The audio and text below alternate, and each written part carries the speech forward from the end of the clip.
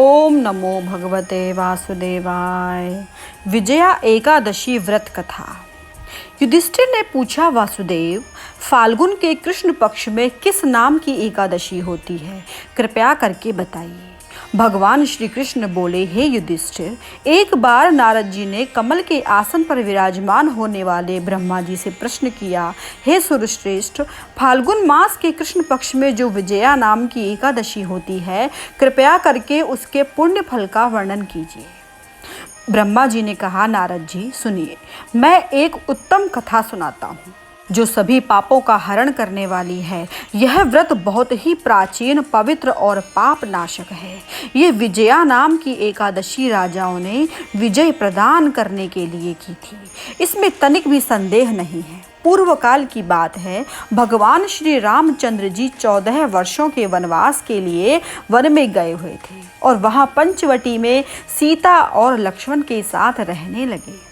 वहां रहते समय रावण ने चपलतावश भगवान श्री राम की तपस्विनी पत्नी सीता का हरण कर लिया। उस दुख से श्री राम व्याकुल हो उठे। उस समय सीता की खोज करते हुए वे वन में घूमने लगे।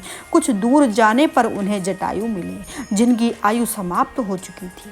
इसके बाद उन्होंने वन के भीतर भयानक राक्षस का वध किया। फिर सुग्रीव के साथ उनकी मित्रता हुई। तत्पश्चात भगवान श्री राम के लिए वानरों की सेना एकत्रित हुई। हनुमान जी ने लंका के उद्यान में जाकर सीता जी का दर्शन किया और उन्हें श्री राम को चिन्ह स्वरूप मुद्रिका प्रदान की। ये उन्होंने महान पुरुषार्थ का काम किया था।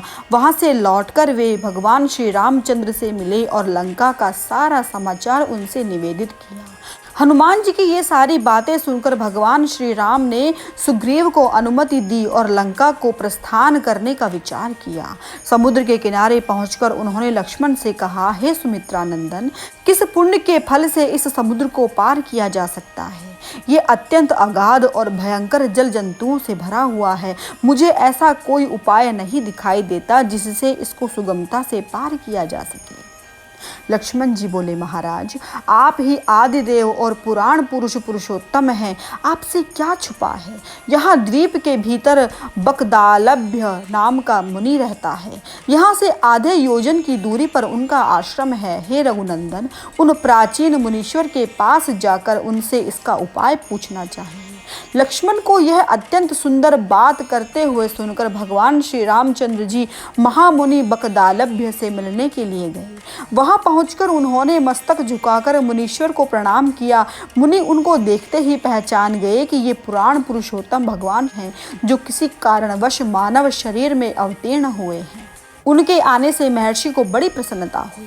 उन्होंने पूछा, हे श्री राम, आपका यहाँ कैसे आगमन हुआ? तो श्री राम बोले, हे ब्राह्मण, आपकी कृपा से राक्षसों सहित लंका जीतने के लिए सेना के साथ समुद्र के किनारे आया हूँ।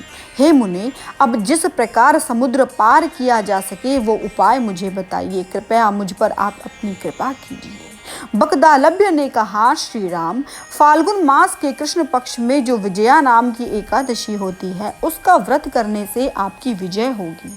निश्चय ही आप अपनी वानर सेना के साथ समुद्र को पार कर लेंगे। हे राजन, अब इस व्रत की फलदायक विधि सुनिए।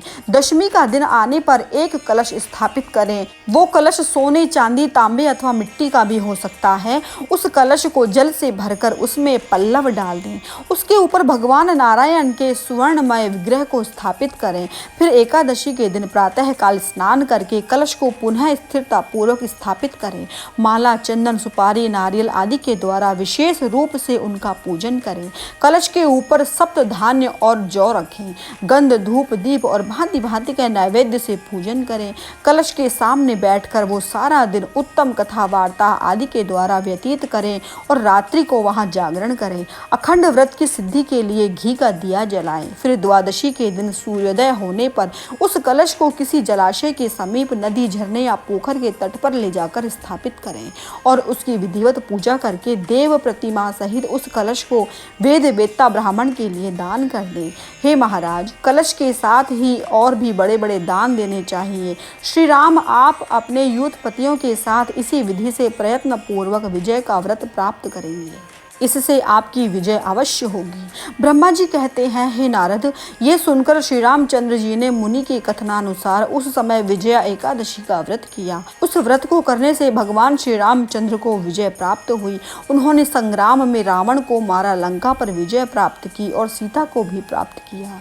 अतः जो मनुष्य इस व्रत को विधि पूर्वक करते हैं उन्हें इस लोक में विजय प्राप्त होती है और उनका परलोक भी अक्षय बना रहता है। ओम नमो भगवते वासुदेवाय।